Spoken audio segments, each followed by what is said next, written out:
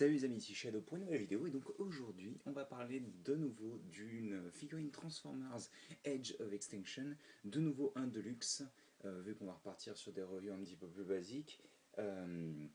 Et donc aujourd'hui on va parler d'une exclusivité Toys R Us, même si de toute manière en France toute la gamme est exclusive à Toys R Us. On va parler donc du pack on va parler du pack Evolution en fait, de ce petit choupinou, ainsi que ce gros choupinou quoi. Hop. Donc on va parler des deux figurines de Strafe, donc en l'occurrence celui-ci représente plus Swoop, mais bon.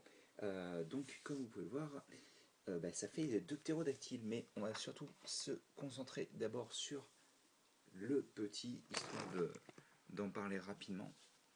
Donc, comme vous pouvez le voir, c'est un Minicon en fait, hein, tout simplement, qui était déjà sorti à l'époque pour Dark of the Moon, qu'ils ont repackagé plutôt, donc avec Swoop, avec Strife, excusez-moi. Je vais avoir du mal avec les deux noms, je pense, pendant la vidéo. Mais ce qu'il faut savoir, donc, c'est que c'est un Minicon qui est apparu, il me semble, sur la gamme Cybertron, et qui est plutôt sympa. Il est assez compliqué, enfin, il est assez. Oui, la transformation est assez compliquée, entre guillemets, pour quelque chose de cette taille-là. Donc bon, première chose que j'aimerais noter, c'est qu'on peut, si on le souhaite, le mettre dans une sorte de position posée, on va dire. Donc, ce qui n'est pas forcément simple, mais voilà, on peut directement faire en sorte qu'il soit en position, on va dire, de repos. Ce qui d'ailleurs, c'est ma position préférée pour cette figurine. J'aime vraiment beaucoup la placer comme ça. Voilà, donc pour la transformation, c'est plutôt simple. On va tout d'abord séparer donc les pièces arrière des ailes de la partie avant. Puis on va prendre toute la partie qui est là, on va la remonter vers l'arrière. On prend la partie bleue, on la pivote vers l'avant du mode ptérodactyle. On prend les ailes et on les ramène vers l'intérieur et ça nous permet ensuite de clipper le tout à la pièce bleue, ce qui peut être assez difficile parfois. Voilà, on a ça. Donc ensuite on vient prendre ça qui va devenir les pieds, on les ramène comme ceci. Et les pièces qu'on a séparées au début, on les ramène vers l'avant. On pivote le tout correctement et ça nous donne, une fois qu'on aura donc placé correctement la tête, alors sachant que oui la tête va faire comme ça, hein, mais c'est pas plus mal vu la tronche qu'ont les yeux sur ma version de la figurine. Ils ont été pas un petit peu à la va-vite je trouve, ce qui fait que herpe derpe un peu quoi. Donc bon, mais en tous les cas c'est un mini-con très sympathique, et je l'aime beaucoup perso. J'ai toujours aimé les mini-cons un petit peu différents à transformer, plutôt que, attention c'est une voiture, le torse devient l'avant de la voiture, etc. etc. Donc bon, toujours sympathique, et puis vu que le pack coûte pas plus cher, il est gratuit au final, donc bon, c'est très simple. Hop, maintenant concentrons-nous sur le gros du packaging, c'est-à-dire Strafe, qui est donc une sorte de ptérodactyle à deux têtes, ou de pteranodon, peu importe, je vous avouerai que... Mais je pense que ça doit être pteranodon à mon avis. Mais donc voilà, deux têtes, ainsi que d'ailleurs deux queues comme vous pouvez le voir, et deux grandes ailes très impressionnantes. On va retirer tout de suite ces armes, ça permettra de voir un petit peu mieux en général. Donc l'arbalète, ainsi que les deux petites lames courtes.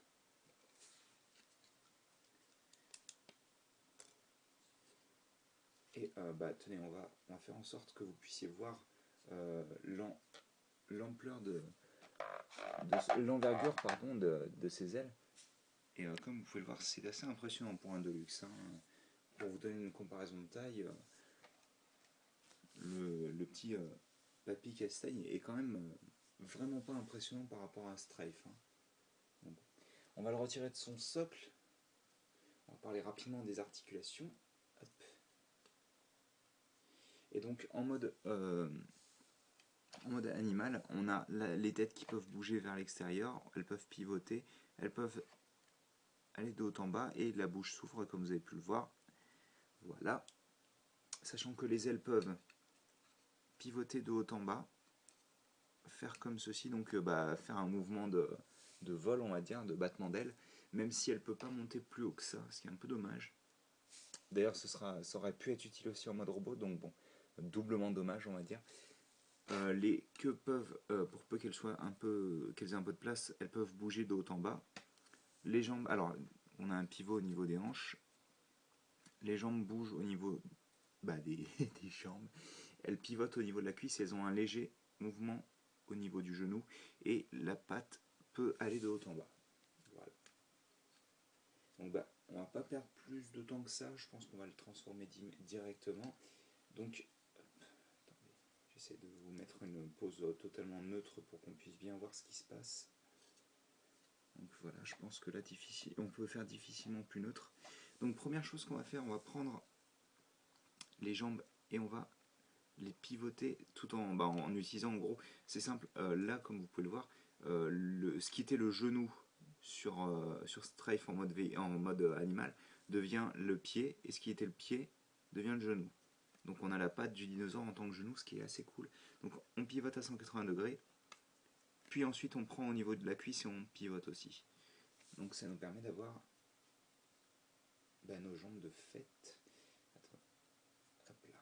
Alors, sachant que comme ce pivot à ce niveau-là n'est pas coupé totalement droit exprès pour la transformation, il faut le mettre correctement pour que Strafe ait pas l'air trop bizarre au niveau de la tenue de ses jambes, quoi, en gros. Ensuite, on va prendre les bras et on va juste les séparer des ailes et on va les placer correctement, en fait. Hein. Voilà. Comme ceci. Donc vous inquiétez pas, on va faire quelque chose avec les ailes ensuite. Justement, on va prendre les têtes et on va les pivoter vers les côtés comme ceci. On les ramène vers l'intérieur de manière à ce que les têtes forment des sortes d'épaulettes et viennent se placer sur le torse. Donc. Ensuite, on va venir à l'arrière. Donc, alors moi, ce que j'aime bien faire, donc là, c'est transformer les ailes en cape, disons. Donc, il faut prendre les ailes et les croiser. Et comme j'allais dire, moi, ce que j'aime bien faire, c'est celle qui a été croisée vers le haut, en haut, enfin vers haut sur le. Ah, je la refais. Celle qui est passée sur le dessus à ce niveau-là, je la fais passer en dessous personnellement. Comme ça, les ailes se croisent entièrement. Je préfère ce look-là et puis elles sont bien enclenchées ensemble comme ça. Et donc on a l'arrière avec donc la queue qui est faite pour sortir par le trou qui est laissé entre les deux ailes. Et bien entendu, vous vous en doutez, dernière chose qu'on va faire, c'est soulever l'espèce d'aileron pour permettre à la tête d'être visible. Et donc, on a Strafe en mode robot. Hop.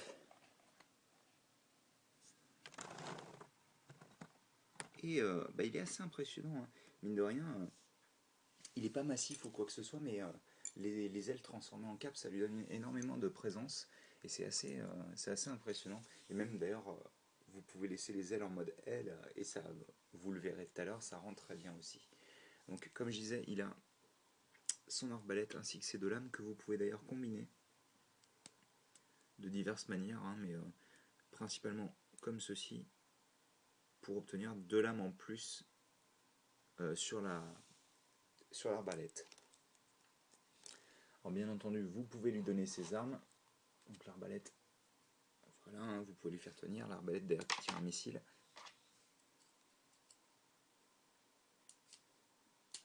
Et bien entendu, alors moi c'est plus ces armes là que j'utilise. Vous pouvez aussi lui donner ces petites lames, voilà, pour pouvoir combattre au corps à corps. Donc ça c'est cool parce qu'il a vraiment une arme de jet et une arme au corps à corps, ce qui le rend très polyvalent, je trouve, parmi les chevaliers qu'on a. Parce qu'au final c'est le seul qui a une arme de jet, sauf si on considère que les haches de slash sont des armes de lancer aussi, mais je vous avouerai que je suis pas certain que ce soit considéré comme tel. En tous les cas, comme vous pouvez le voir, même en pose neutre, il a pas mal de présence, et d'ailleurs c'est dans un sens tant mieux, étant donné qu'en fait il y a pas mal de entre guillemets problèmes avec les articulations. Donc première chose, bon, je vais bouger les têtes pour le moment, ce sera plus simple. Donc la tête est sur ball joint, donc ça il n'y a pas de souci, hein. Elle peut regarder un petit peu vers le haut, vers le bas, sachant que par contre le panneau sur lequel elle est ne se fixe pas, Ce qui fait que, alors vous pouvez le fixer en resserrant les têtes, mais le problème c'est qu'après les têtes prennent un angle bizarre sur le corps et ça cache souvent sa tête. La tête du mode robot, je veux dire. Voilà. On a donc la cape, donc les ailes qui peuvent bouger d'avant en arrière. Donc la queue, enfin les queues peuvent bouger aussi, mais elles sont plus ou moins limitées. Les bras donc sont sur un pivot qui va leur permettre d'aller vers l'avant, un autre qui va leur permettre d'aller vers l'extérieur. On a un pivot au niveau du biceps et on a le coude qui malheureusement, comme vous pouvez le voir, ne tourne pas dans le bon sens, ce qui fait que ça rend les poses assez difficiles, principalement avec, avec son arbalète. Ça rend la chose vraiment très dure à gérer parce qu'au final on a du mal à donner des bonnes poses à l'arbalète, je trouve en tous les cas.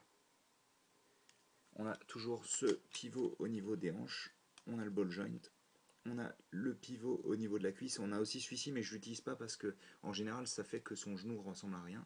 On a 90 degrés au niveau du genou et si on veut le séparer on a hop là, 180 degrés même si c'est pas très propre. Donc un bon 90 degrés et si vous voulez le séparer un petit peu vous pouvez avoir plus. Et par contre rien au niveau du pied. Donc bah écoutez, je vais faire une pause je pense. Alors, le problème c'est que avec lui pas mal de poses rendent assez grandioses, mais ce souci de coude est assez horrible hein, au final. Je vais essayer d'obtenir quelque chose de bien.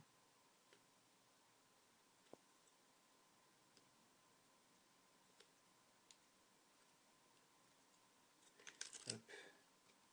Ouais, excusez-moi, la vidéo a pas l'air top top, je vous avouerai de mon point de vue en tous les cas, parce que c'est vrai que je bégaye pas mal, j'ai l'impression.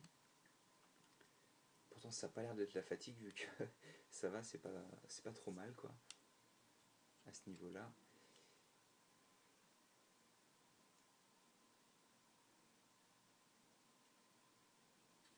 Et donc bien entendu, comme pour le mode véhicule, enfin véhicule, forcément c'est une habitude de dire ça vu que en général c'est les modes véhicules, vous pouvez stocker les lances sur les ailes directement.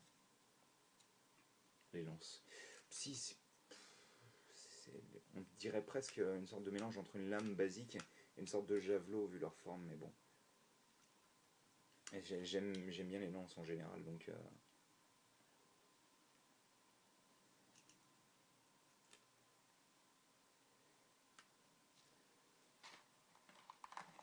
hop.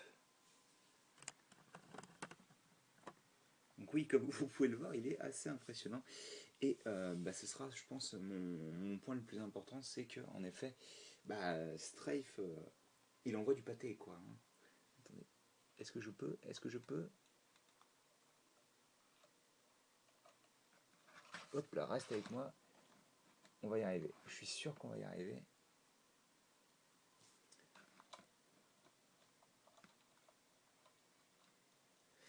Attendez, je ne m'avoue pas vaincu.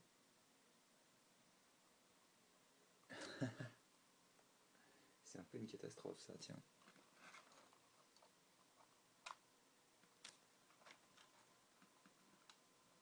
Bon, attendez. C'est quand même fou ça. Je dois pouvoir y arriver. Je sais que c'est de l'équilibrisme, mais quand même. Allez. J'ai dit tu tiens, donc tu tiens. Est-ce que ça marchera mieux sur cette épaule-là? Je veux juste l'enclencher pour qu'on les voit tous les deux en fait. Bref, Strife c'est une bonne figurine en fait. C'est une bonne figurine. Je pense que c'est devenu mon Dinobot en Deluxe préféré en tous les cas. Pour la bonne et simple raison que il rend bien dans les deux modes, la transformation est assez rapide, il y a quelques défauts, hein. Vous pouvez voir les mains du mode robot dans le mode animal, et c'est vrai que les coudes, moi, me gênent particulièrement sur le mode robot, mais au final, le bleu rend super. Ah oui, ça je m'en doutais de celle-là, tiens. Le bleu rend super, les deux têtes me gênent pas particulièrement, alors que c'était plutôt le cas au début. Ah, allez, hein, on arrête de déconner maintenant. Tu vas tenir et puis c'est tout. Voilà. Bref, donc, oui, je disais, les deux têtes me dérangent pas trop, alors que, justement... Attendez. Alors que justement, sur le mode enfin le mode animal, j'aimais pas trop au début. Maintenant, je m'y suis habitué, donc ça gêne moins. Euh, Après, par contre, je dois dire que c'est vrai que les coudes, j'y arrive pas, quoi. J'ai vraiment trop de mal. Le problème, c'est qu'en fait, ça limite tellement les articulations des bras que, bah, comme vous pouvez le voir, le plus dynamique que j'arrive à faire avec l'arbalète, c'est ça, quoi. Et c'est pas génial. Et c'est dommage parce qu'autant les épées ça rend plutôt bien, ça rend ok quoi, parce que vraiment le pivot qui lui permet de tenir l'épée comme ça ou de la tenir comme ça, forcément ça aide beaucoup au niveau du dynamisme des poses. Mais par contre, ce coude, c'est genre la pire chose qu'ils aient jamais inventé quoi. Je veux dire, laissez-moi avoir une sorte de pivot au niveau de l'avant-bras, comme ça on peut avoir le coude dans le bon sens quoi. Je sais pas qui est-ce qui a designé tous les Dinobots, mais il a fait ça avec tous. Et je trouve ça totalement horrible, quoi. Le seul qui a pas le problème, c'est Slug. Alors, et dans une autre. Enfin, dans une moindre mesure, on a aussi. Comment il s'appelle Scorn, vu que Scorn a un autre pivot au niveau du bras droit. Donc mais on sent qu'il n'était pas fait exprès pour être là, quoi, de base. Donc bon, c'est un peu dommage, sachant que bah, c'est pareil, Grimlock, on sent que activement ils essayent de nous empêcher de pivoter le bras dans le bon sens, donc c'est encore une fois assez énervant. Enfin bon, en tous les cas, c'est une belle figurine, je vous la recommande fortement, surtout qu'en plus, comme je vous disais, vous avez le mini-con que j'ai eu du mal à faire tenir d'ailleurs, qui est gratuit à Toys R Us. Donc je vous recommande la figurine fortement, même si vous n'aimez pas forcément l'esthétique de Age of Extinction, c'est peut-être le Dinobot que je trouve le plus neutre, le plus basique, parce qu'au final, mis à part les pics, il reste très basique, je trouve. Donc bon.